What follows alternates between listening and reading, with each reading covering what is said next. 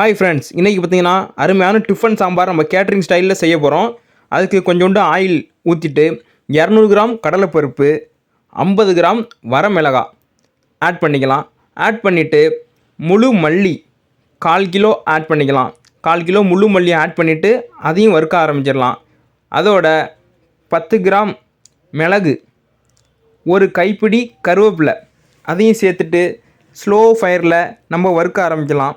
Master பார்த்திங்கன்னா பொன் வறுவலில் வறுக்கணும் அப்படின்ட்டுருக்காங்க, slow ஃப்ளேமில். அதே மாதிரி நம்ம ஸ்லோ ஃப்ளேமில் வறுத்துக்கலாம். வறுத்துக்கிட்டே இருக்கிறப்ப நல்ல மணங்க, அந்த மிளகாய் மல்லி கருவேப்பிலையோட வாசம் அப்படியே ஆளை தூக்குனுச்சு.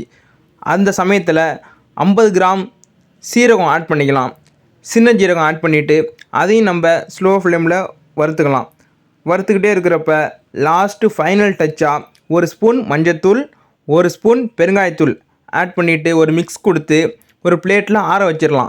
ஆறுனதுக்கப்புறம் மிக்ஸி ஜாரில் மாற்றி 80-90% அந்த அளவுக்கு அரைச்சா போதும், ரொம்ப நைஸாக அரைக்க தேவையில்ல.